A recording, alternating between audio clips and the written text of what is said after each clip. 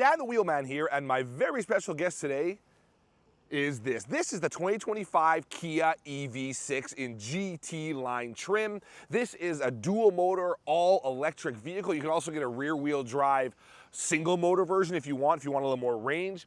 But for 2025, the EV6 has gone through a pretty significant facelift, and I think that's a very good thing, and I'll tell you why in just a minute. But yeah, this is the GT line, so that's second from the top when it comes to the EV6. There's also the EV6 GT model as well. It gives you more power and some other bits as well. But this has some pretty good power, some pretty good range as well. So let's go for a drive. So when I first drove the Kia EV6, the first gen model came out, I don't know, whatever, 3-4 years ago, whatever that was now. I liked it, but I said then that I didn't think the looks rather would age all that well. Those kind of cat eye-like DRLs it had around the headlights, it looked to me like those narrow body pickups that get like a wide body clip put on the front just for fun. Like say you've got a regular F-150, but you decided to clip a Raptor front end on that thing just for the heck of it. Looks kind of weird. I feel like that's what the EV6 kind of looked like at first. And I think I was right. I don't think it did age well. Every time I see one of those now, I've just been like, that's a little strange. Now they've totally changed the front end.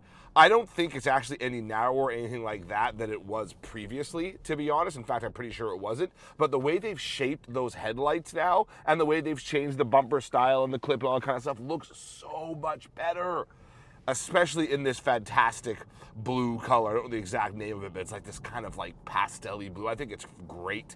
And I just think it looks so much better. Plus, you've got the new wheels now. And they say they've changed the rear light as well, but I don't really see how. I don't really know how they've changed that. It looks pretty much the same to me.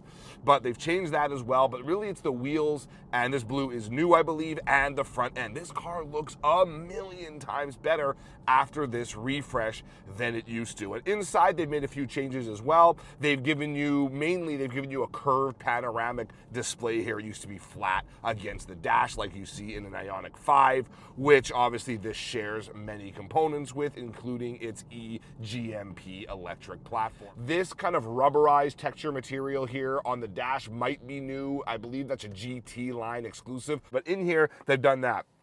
One thing they've kept, though, they've kept the dial shifter, which I don't actually mind. Oh, they've also added fingerprint recognition. So if you have settings attached to your fingerprint, multiple drivers, you do that, you can hit that there and it'll pull those up for you. So that's pretty cool.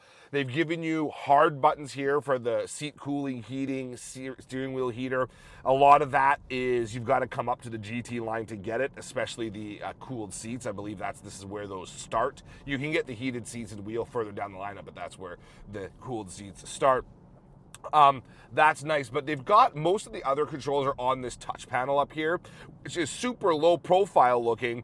And it's low profile looking because they've kind of jammed a lot on there, but you have to toggle between two menu sets to get it. So right now I'm on the climate setting, so you can change your air con, all that kind of stuff. But press this button here, and now it's your media settings. So you can toggle between CarPlay, radio, all that kind of stuff. You can also do the wheel controls up here as well, of course, and some other things. I think it's an interesting take on like reducing clutter, but to have to make the extra button press to access your control set can be kind of annoying. I've had a few people tell me that, including my wife, who doesn't like that. I thought it was a neat way of reducing clutter, but I guess, yeah, there is a little bit of redundancy there. Wireless CarPlay and Android Auto, wireless charging, but I've also got two USB-C ports here, plus some more in the back if you'd rather charge via cable.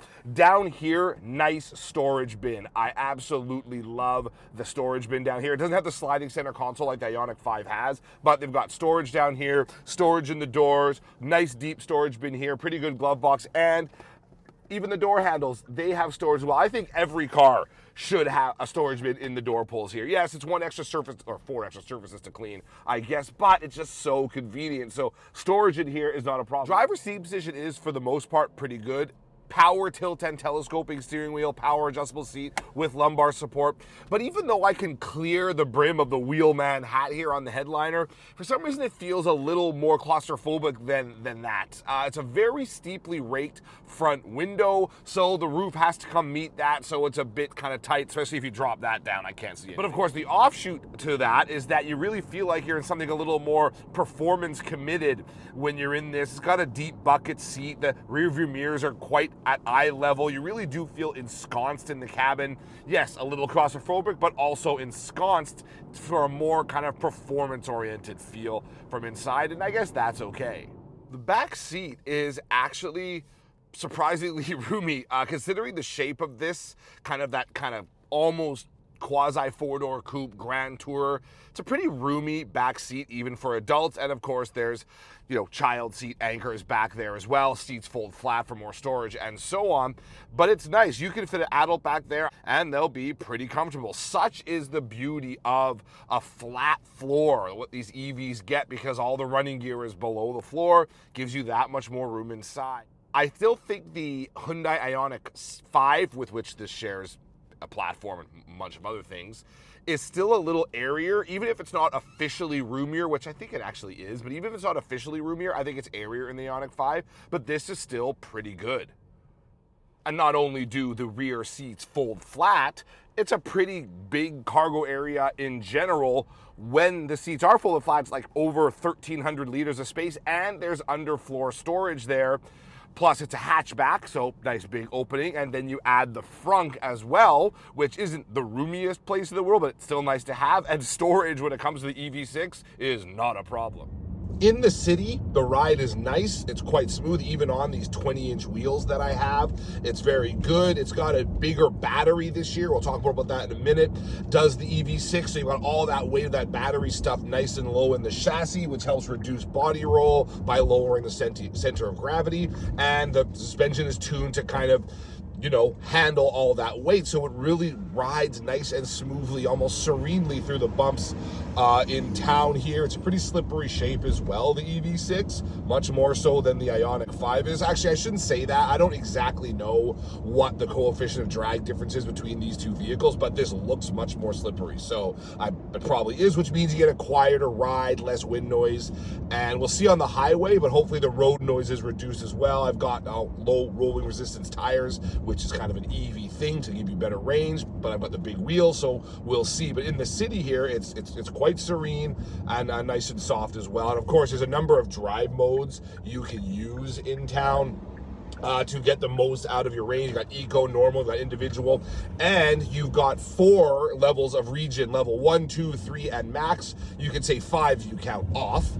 So the region is really good. It's adjustable by these paddles right here. And when you have it in I pedal max, which is not letting me do at the moment, let's see what happens when I stop. There we go, I pedal max. This is the full pull region. So as soon as you take your foot off the throttle, it really kind of bogs down. Perfect for traffic and things like that. I'm not in a lot of traffic right now though, so I'm gonna remove that because it makes for somewhat jerkier progress. But you do get basically one pedal driving in the EV6, and I've never thought I would, but now I can safely say after driving a number of these EVs, one pedal driving has become quite natural to me, and I'm sure it would become natural to anybody owns one of these. And that's good for a couple of reasons. It means you don't have to move your foot around on the pedals. It also means you don't wear your brakes down quite as much. Now, EVs are heavy, so they do take, the brakes do take a beating, but you'll also find that EVs use their friction brakes much less than a gas-powered car does. They use their regen to slow down, which isn't friction braking. That is running the EV motors backwards to give you the regen, so you also preserve your brake pads. Now, I don't have the exact numbers in front of me. They probably give you smaller brake pads and calipers as a result than you'd get from a gas-powered car priced similarly to this. So it gives you more brake life as well if you use one pedal driving, use your friction brakes less. Now, I'm also not 100%, but I'm fairly certain that just because you're using your brake pedal too, that doesn't mean you automatically are using your friction brakes. For the first bit of a stopping event, I believe even by using brake pedal, you're still using the regen to slow down, less so the friction pads, because again, this is the EV saying, look, I've got the ability to preserve your brake pads, so I'm gonna not use them right now if I don't have to until I absolutely have to in like a panic braking situation. But nevertheless, unlike the VW ID4, for example, which is a competitor of this vehicle, I have four-wheel disc brakes on here, whereas the ID4 has drums on the back, as does the ID Buzz kind of van thing. So this does still have four-wheel disc, which is also nice if you're like kind of a more performance bent when you come to driving, or you like the look of that. You've also got an oval-shaped steering wheel, which also might be new for 2025 after this facelift. I'm not sure on that, but it's oval-shaped, so it doesn't obstruct your view forward, and you don't bump your hands against your thighs when you're turning. I'm seeing more and more of these oval-shaped wheels these days. I wonder if this could become like a thing for all cars. I don't know, but it's nice. It gives you a nice clear view of the gauges as well, because the opening between the top of the rim and the hub there is bigger, so nice view of the gauges too, and digital rear view More than mirror. just giving you a better view out because of that small rear window, it doesn't get as affected by the fact that there's no wiper on that small rear window. Yes, even though the Ioniq 5 has been given a rear wiper, the EV6, even after this facelift, has not, and that is a little disappointing. Well, at least with the rear view mirror, the digital rear view mirror, you're not as affected by a dirty rear window because the camera, I believe, is outside. Still though, not have that now is kind of a bit of a bummer. It's got a bigger battery than previous. Used to be 77 kilowatt hours, now it's 84.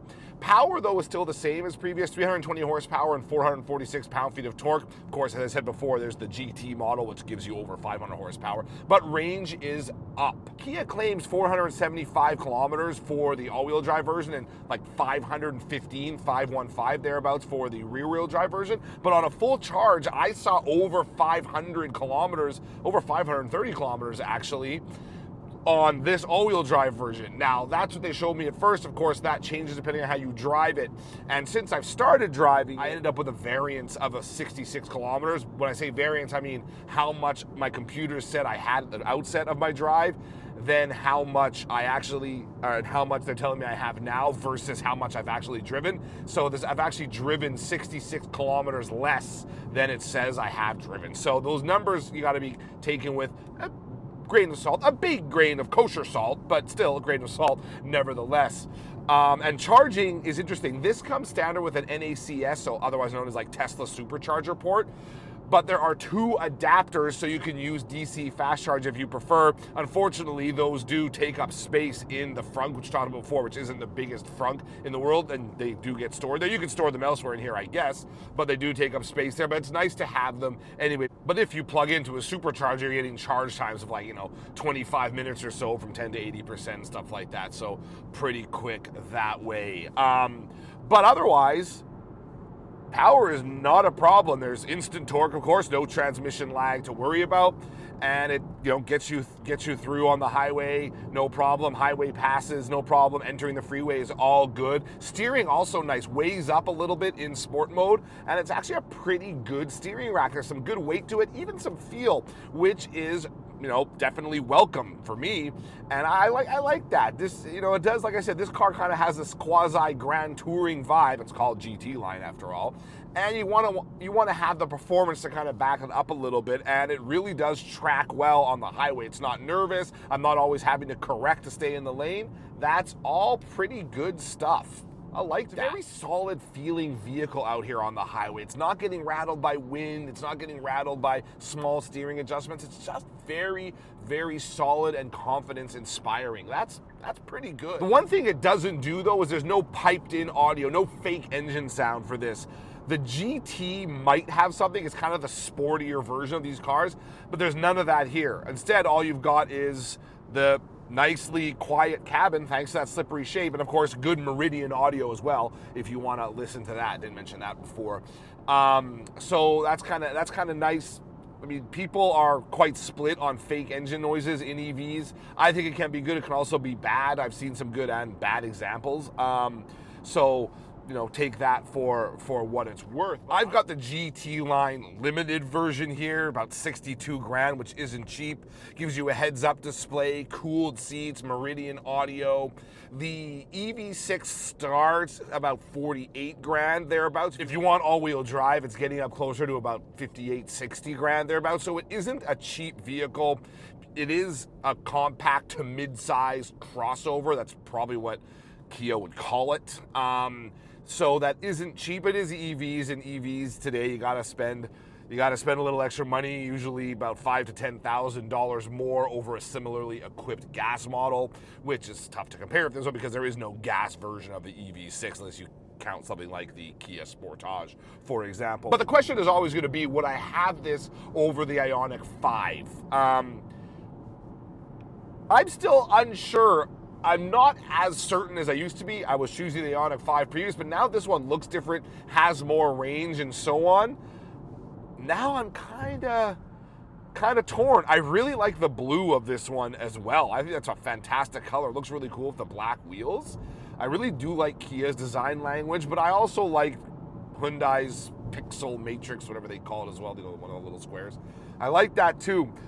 I don't know, the choice is tough to make. It's actually just gotten tougher. But I also think you might be in a slightly different kind of game here. I mean, I know these two cars share platform and stuff. It's my job to know that. But to the average buyer, do they really care? They probably want it. They're going to go with what looks better, what they can afford. And so in that case, you've got two really good choices, as well as the competition like the Mustang Mach-E, which I'm following right now. I mentioned the ID4 before, Nissan Ariya. You can make an argument for the new Toyota BZ as well, which has more range than it used to have. And the upcoming Subaru Solterra as well, which also gets more range than it used to have. Speaking of that Mach-E, he's driving too slow in the fast lane for my liking. There we go. So yeah, no, lots of really cool choice at this level, and it's really going to come down to the vibe you want from your EV. There's neither this or the Ioniq 5 is decidedly better than the other. They're just a little different. Sorry, couldn't help you guys there. Anyway, thank you for tuning into this quick look at the 2025 Kia EV6 GT line. If you haven't already subscribed to the channel, please do. If not, no hard feelings, of course. You can follow me on Instagram at Dan the Wheelman, on Blue Sky at Dan the Wheelman, and of course, keep it locked to the Dan the Wheelman YouTube channel. Always fun new stuff going up there. So thanks again for tuning into this video. Hope you guys enjoyed it. Sayonara, folks.